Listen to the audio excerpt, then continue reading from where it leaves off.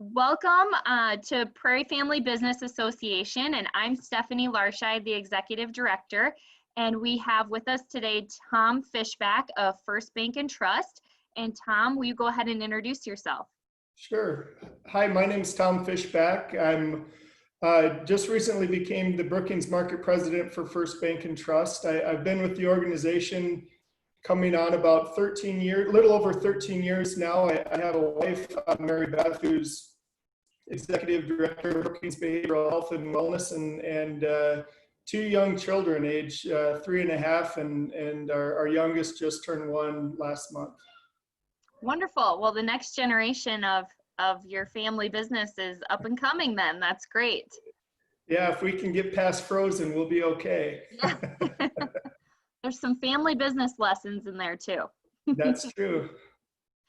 Okay, well, we want to talk about remote work culture and what we're all facing as family businesses and business in general, and some tips and suggestions that we can take from what you've implemented and learned through First Bank and Trust. So we want to hear a little bit about some of your examples of weekly and daily communications from your leadership, from your CEO to your remote employees, and tell us about those communications over the past few months and today. Sure. Well, from the beginning, even before COVID became a problem in the United States. So, back in early March, late February, we, those of us at the bank, there's a committee that was formed. And so we met on a daily basis just to talk about COVID, things that we're hearing, seeing, sharing bits of information that we've picked up in the news media, basically trying to be as proactive as possible so that we weren't caught off guard when something did happen. When we started, we weren't necessarily thinking something was going to happen, but we were preparing like something was going to happen, and sure enough, it did. So this COVID group, very informal. I don't even think we have a name for it, so I just call it the COVID group.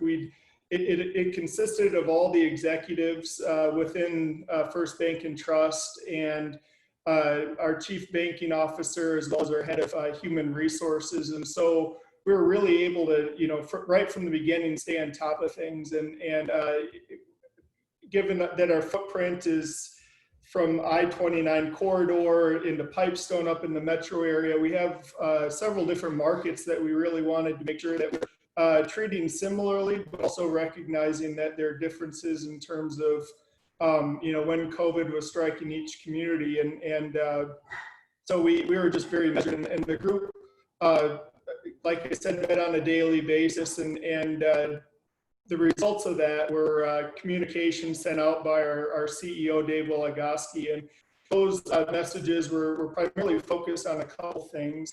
We wanted to make sure that employees knew we were doing something, and we're trying to be as proactive and safety conscious as possible. Two, that the message was very clear, so that we weren't trying to be promote fear or anything other than the best information that we had available. And three, I think it was just simply a way for us to keep track of the steps that we were putting in place for employees to stay safe. Our bank has a I guess what we call it, a captive daycare. So we have about 45 young people between the ages of 0 and about 6 or 7. So we wanted to also keep them in mind, and the impact that if COVID were to hit the daycare, that has a very serious impact on the rest of our employees. So we just took very proactive measures from the get-go, particularly with Kids World, and then also just making sure we had enough hand sanitizers, face masks. We put up shields to protect customers and staff, but really throughout that process, we were listening to anything customers were saying. We were listening to what our employees were saying, because we had some that, for better or worse, had to be on site and at the bank on a daily basis, and some are still working remotely. And so that's That's been kind of our strategy, and we're still working in shifts so that if something happened to one employee in that shift, we wouldn't have to close the bank. And our lobbies were closed for a couple months. We were available like only our drive up was open, but we just had to take a step back and slow down. That's great. And when your CEO was sending messages, was that primarily email messages that your CEO was sending out, video? Was that weekly, daily? Yeah, so it started off daily, and they were primarily emails, but they're also some videos sprinkled in there as well. And he does a nice job of also trying to as this thing just continued to wear on and wear on and wear on, especially on Fridays, just having a little caption with a picture that just kind of lighten the mood, because it is obviously a very, very serious issue. But also we were just trying to make sure that all of our employees were also being mindful of the mental health, physical health, things of that nature. And so these email communications have cut down basically a weekly basis or otherwise as needed. So we just really felt like the communication that we were having was so important, because we wanted to be clear. And then also you take into account, parents are having to take care of kids, they're having to teach and trying to figure out working remotely, all at the same time. So it was, there are just a lot of things that were taking place that you just kind of had to roll the punches and make the best of the situation we've been put in. Great. Yeah. And then your childcare center that you have, I know childcare has been such a big issue for employers and employees. Was that able to remain open? Yeah, we haven't had a day where we've been closed. Thankfully, knock on wood here. It was, they've taken some great steps as far as mask wearing and drop-offs take place in the parking lot. Parents are no longer able to walk into the facilities at our East Bank location, just on the east side of Brookings. And so they've been really safe. The staff does a great job of making the kids feel as normal as possible. And it seems like these kids get their hands on just about everything else going on, but thankfully we haven't had any COVID there yet. Great. That's good to hear. I hope that keeps going well for you guys. Yeah, It's so important. Absolutely. And that was, I kind of mentioned that earlier, is daycare and quality daycare is so important to, helping our staff, keep doing what they're supposed to be doing, take some of the pressure off at home. And so we recognized right away the importance of making sure Kids World had the best available resources to keep everyone healthy. Great. Good to hear. Now, your leadership chose to support small local businesses through a gift card buying and incentive program. Tell us more about this and what you did and the impact on your employees and your community. Yeah, well, it was pretty neat. This was long before PPP became part of our small business lexicon, and we just felt like we just wanted to do as much as we can for our local restaurants and businesses. So what we did is basically didn't cap any limit. We just wanted employees to go out to their favorite local business, local establishment, and buy a gift card, and the organization would reimburse them for that purchase. And it was just kind of a way, right off the bat of having us say, hey, we're here for you. We got your back if you need anything. And it was a small token, and we just thought that it was very well received. Employees liked doing it. Businesses like being a part of it. So it made a big difference, we hope. That's great. So then with the buying of the gift cards, then you had a distribution of the gift cards as well. Tell us about that. Well, So I haven't been as directly involved with that distribution, but the gift cards, as I understand it, were collected, and then throughout the year we try to do things for our employees.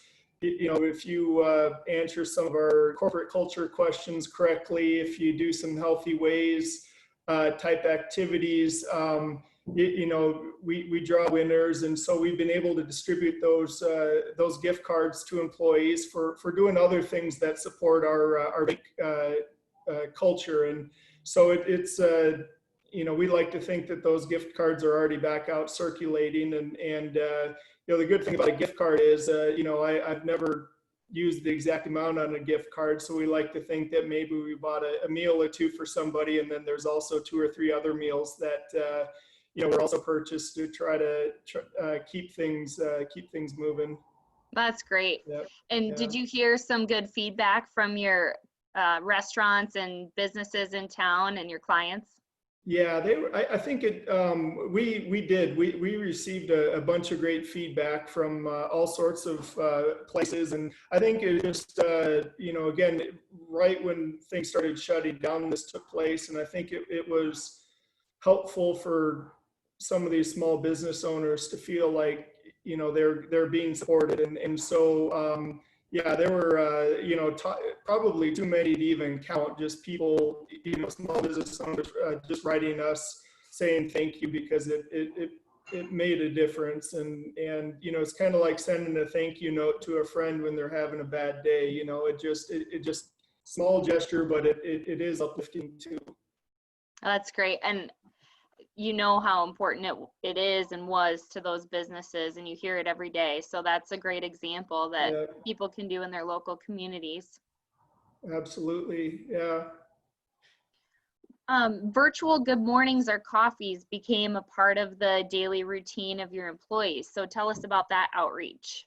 Yeah, so that primarily centered upon those that weren't coming into the bank on a regular basis. So we're on what 6-7 months of some people working remotely, and I don't say they're not allowed into the bank, but we've really restricted some staff's ability to come into the bank, and so really they haven't been able to pass by each other. They haven't been able to stop and check in and say, hi, how are the kids doing? What you do last weekend? Have you read this book? Have you tried this coffee? And so, some of that work that employees are doing, departments are doing, is just basically kind of just a centering time. So, 8:15, you come together with your team, you have some very important, non-work related conversations, and then you start into some very important work related conversations. So you can talk about the various projects you're working on, tasks you have, places that you might need some help. And so it also is ability to just, see people that you haven't seen in a long time. And so it's gone over really well, just trying to keep people connected. And there's all sorts of technology that, when my father and uncle got into banking, I doubt, they could have ever dreamed that we'd be doing this, but it's going well, and we're trying to utilize it to our advantage, not only for customers, but then also internal staff too. Are you keeping that up today in October? Still going? Yeah, and it'll happen until we're able to come back, I'm sure, because it's, people just like doing it, and it's important to spend that time together. And throughout all this, whether you work remotely full time or you're in the office all the time, there's just a lot of things that happen, good things that happen when you come across a colleague at work. And so this would just be one way of trying to continue that that positive interaction with people. So you just get connected and try to make it positive. Oh, that's great. And it goes back to your culture and values, I'm sure, and the things that you and your leadership team think about on a regular basis. So tell us a little bit about your strategy and your style in managing expectations and incorporating your core values and your culture. and maybe touch on what those values and culture are. I'm sure people are a big Yeah. part of that. Sure. Well, we have a list of 9 what we call them core culture principles, and really what it is just kind of a guidepost on how we interact with people. So during these very unusual and difficult times, we just always want to make sure that we're remembering how to be kind, how to be helpful, how to be understanding, how to be patient. Everyone's lives are continuing to progress and go forward, and we're all trying to make the best of this. And under non-COVID circumstances, we've always tried to maintain a very work-life sort of balanced relationship with our employees, so that they feel like they can always be able to go see a choir concert or a soccer game or something, even if that interferes with the work, the 8 to 5 work job. And so, working remotely now, it's just, continuing to, try to understand that, there's a lot of patience that's required. There's, I'd say that we continue to be very productive and, getting things done. It's just, some things just, they're,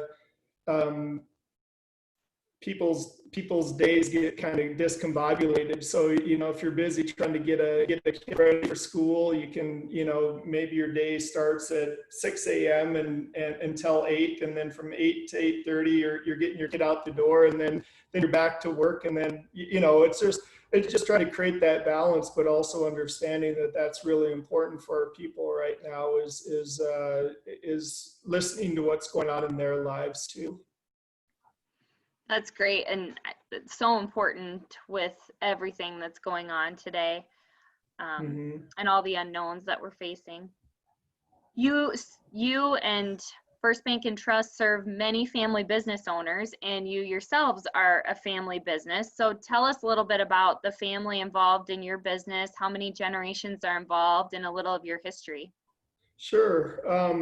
So right now, my cousin John Fishback and I work at First Bank and Trust. So we're the 4th generation of Fishbacks. Back in 1880, my great-grandfather, Horace Fishback Sr., and his uncle, Bert Olds, took the railroad as far west as they could, and wound up in Brookings, South Dakota. And they actually started a general store, which was also a community hall in downtown Brookings. And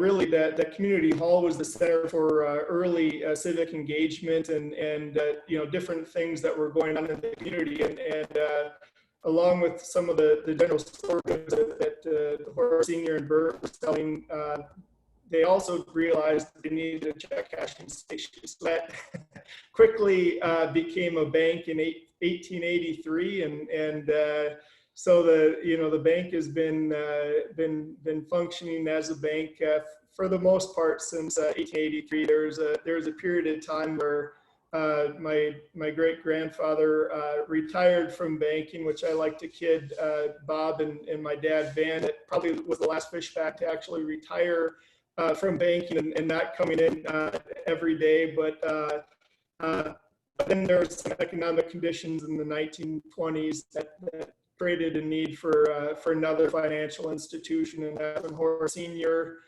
joined by his sons Van Duzen Fishback and Horace Jr., started working at the bank. And unfortunately, Horace Sr. passed away. Van Duzen stepped in and ran the bank during the 1930s, during the Great Depression. And then after he passed away as a young man, his younger brother, Horace Jr., stepped in, and he was a president of our organization for about 30 years until Uncle Bob took over, and then Van. And, so it's been a family-run institution from the very beginning. I probably could go on and on about the family.